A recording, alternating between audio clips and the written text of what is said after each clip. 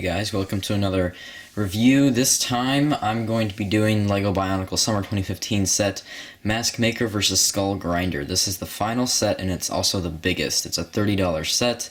So since I don't have a lot of time to do this, I have 15 minutes or less, I'm going to get right into it. So here's the box. This is the Mask Maker versus the Skull Grinder. And then we have the Mask of Creation. Then we have, it's 171 pieces. Mask Maker versus Skull Grinder, of course. On the back here, it just shows their functions. The comic is Skull Grinder. He has the Mask of Creation. He's about to put it into the pit of lava, and then the Ekimu, or the Mask Maker, comes along and hits it out of his claw with a hammer, and then takes the Mask of Creation for himself and becomes Ekimu, the Master of Creation. Okay, so... Alright, I'll fix that in a second. Okay, so, getting to the new / recolored parts, we have this new axe blade. We have 3 of them in this set. We just have one of these new, just regular blades. We have a recolored, like, Wookiee gunship blaster, I guess, or a stud shooter in trans blue. We have a new armor add-on that's meant to resemble, like, a tuft of fur that's decaying. We have a new eye stalk in trans orange. I don't know if we've seen this piece before. I know it's probably been in the Chima sets from last year, but this is a trans orange, really short bone piece. And we have this new recolored, or not recolored, reprinted chest plate. Has chains and ribs and different designs on it in red and black and silver. In my opinion, it looks pretty cool. We have this new rib cage in trans orange. It's really cool because it has the design of a rib cage, but when you see it in the final set, it's going to look like this. So then we have the new Skull Grinder mask, or Skull Mask is like what I like to call it. This is also on the Skull Warrior in gunmetal, but this is in silver, and I think it looks really cool. In my opinion, the design is really nice. We have the new Golden Protector mask, or Golden Ekimu mask, in gold and trans blue. Then we have the Mask of Creation. This mask is what we've all been waiting for, and this is insane, you guys. This is incredibly cool. If there's one main reason to pick up this set, it's to get the Mask of Creation, because this mask is so incredibly detailed and so cool looking. It's insane. You just get those little marks everywhere. Oh, it's just really cool. So, yep, I'm going to put the set back together now. Okay, so this is Ekimu and Kulta all built up with the Mask of Creation in the middle, of course. We're going to be taking a look at Ekimu and the Mask of Creation first. So I'm just going to take Kulta, the Skull Grinder, over to the side quick. And let's take a look at Ekimu. Ekimu is a protector-sized set, but they did incorporate a gearbox into him. He also has standard articulation. He has a little bit in the hips. He has very short upper legs, so that's kind of basically his knee.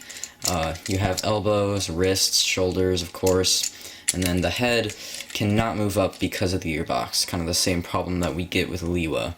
You can't move the head up, meaning that the eye stalk function does not work as well either. You have to put the head facing a little bit downwards in order to have the eye stalk work. Then we have this shield over here, which can spin, and we have the hammer over here. Now, one of the functions is, of course, the gearbox, so he can move his arm like that and hit away at stuff. And then we have the fact that the thing back here, the other half of the hammer, can turn, and then you can shoot these little studs. So I think that's incredibly cool. Just get these studs back out over here. So, yeah, those are the functions for Ekimu. Now, those are all basically pros. Pros is they incorporated a gear system, which can make the hammer move up and down.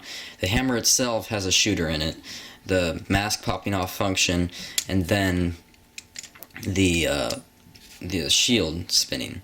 So those are all pretty much pros. I really like a lot about this guy. Another pro would be the consistent color scheme. The color scheme for this guy, sorry, I don't know why it's Not going in there. There we go. The color scheme for this guy is incredibly consistent. And overall, he looks really cool. I mean, if you look at him, his bones and some of his armor look like crystals. So, and his hammer does too. And then the gold looks like armor over his crystal body. So, and then he looks like he's wearing silver boots and silver gloves. Overall, his color scheme is incredibly consistent. The only little con I have about this guy is the thing that might break the color scheme is the trans neon green eye stalk. They didn't have to do this, they could have chosen a trans blue, but they decided to do a trans green just so the eyes stand it out a little bit. And to me, that is a little bit of a con, but it's really not a huge deal, so overall, this guy is really awesome. For a little small guy, Ekimu is really cool. Over here we have the little stand for the Mask of Creation. Now normally, if you see how it's just it's slightly out, just a little bit, you can't even really tell, is because if that was pushed in, the mask would hang like this, and that would look really weird. So if you just push this out a little bit, then you can get this look, and the Mask of Creation will stand up perfectly fine. So taking it off of the little stand, taking Ekimu's protector mask off, now he can become Ekimu and wear the Mask of Creation. And in my opinion, he looks okay. The mask does look a little big on him, but for the most part, I think it works. And it's especially cool to get a character that only last year we started seeing in the animations as in the Legend. So it's always cool to get a character like this. So that's basically it for Ekimu. In my opinion, he's really, really cool. And I definitely would recommend picking this setup just for Ekimu if you wanted to. Even though he's a $10 set and you're picking up a $30 set. But that's not the point. Let's take Skull Grinder over here, and let's take a look at Kulta, the Skull Grinder. Now this guy's very different, of course. First we are going to take a look at the Mask of Creation on him, because as we do see in the animations, he does wear the Mask of Creation too. I think he makes his soldiers rise, like all of his army. That's how he makes them rise. So overall, it definitely does break his color scheme a little bit. As you can tell, it is a little breaking, considering he does come with just trans orange and gunmetal as his main colors. But overall, I feel like the Mask of Creation works on him, actually. It's a little weird considering it does break his color scheme, but in my opinion, I think it works. So, yeah, that's that. Now we can just take a look at him without having to deal with the Mask of Creation at this point. Let's just put his skull mask back on. Alright, so height-wise, he's pretty tall. As you can see on the back of his legs, he does have 2 pinholes on these legs, so that does increase his height just slightly. He has some good armoring on the legs, these big beast feet, and then we have the bone pieces. So overall, the legs are very nice legs. And then articulation-wise in the arms, he does have elbows, wrists, and of course the gear function and shoulders.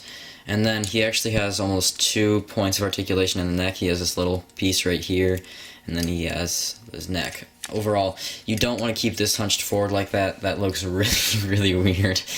You want to keep... Normally, LEGO wants you to do that with villains, but you want to keep this piece hoisted up. It definitely looks a lot better than the other option. Okay, so now for his functions, of course you do have the mask popping off function like on every set. Another function you do have though is the gearbox, which does turn both arms, which surprises me. I feel like LEGO might want to not have a gear function on this arm because of the weapon. And I'll get to that in a second, but yep, that could happen too because this weapon is so huge. Now, it is a really cool weapon. Don't get me wrong on that. It is a really nice looking weapon. Over here though, like comparing this weapon to this weapon, it almost doesn't look consistent. Like, it almost looks like Skull Grinder himself needs a shield over here, which I think would be better. I actually don't know why they would put such a little blade on him. I think it looks a little out of place, So that might be a con for some of you, but for me, it just looks a little out of place. So, yeah. But the gear function, you know how on every single set this wave, he's been able, or like every set has had friction enough so they can hold themselves up and they can hold up their weapons and such. Well, this guy does have some friction, except in this pose he's very balanced. If I move this off kilter, or maybe, yeah, see, it starts to fall a little bit. I don't know why, but some people are having this problem a lot more than others, and to me, actually, this problem doesn't really exist in my set.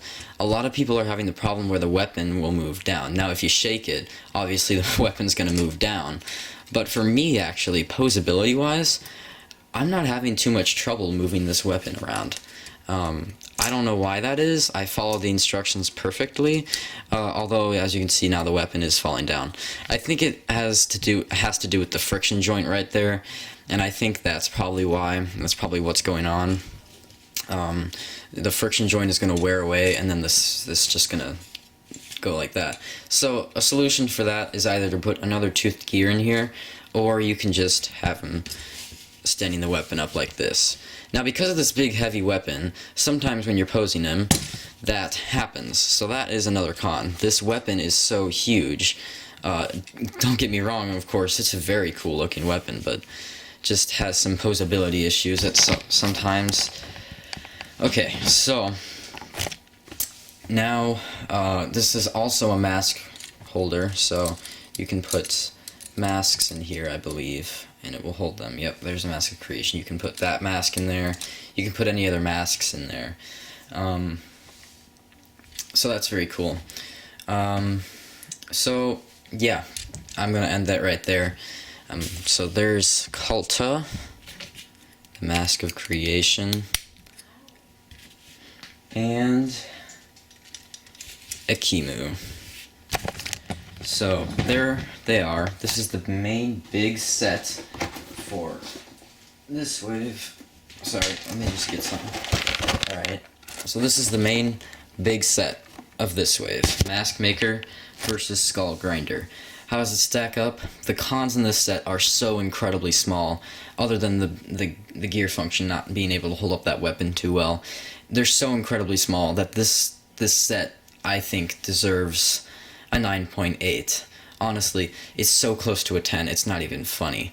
But there is those little tiny things that just kind of throw it off for me a little bit. So I give it a 9.8. Sorry for those of you who are like, 10, 10, 10. Nah, I'm just sorry, but this set is so good already, it deserves a 9.8. So if you were going to pick up one of the summer sets and you had, I don't know, 50 bucks in your wallet, this one would definitely be one I would spend my money on. This is an incredibly cool set, and a pro is, of course, you get the Mask of Creation with it, which is a mask we've been wanting for over a year, or about a year now, ever since we got the pictures of it. So that's it for this review, and that's it for Bionicle 2015 as a whole. I don't know if I'm going to do an overview, but I definitely might do a review on the combiner between this guy and Skull Scorpio. So, if you enjoyed this review, or if you enjoyed any of my other reviews, please subscribe. Be sure to check out some of my episode series. I have more Bionicle-related stuff coming to this channel next year, and see you later.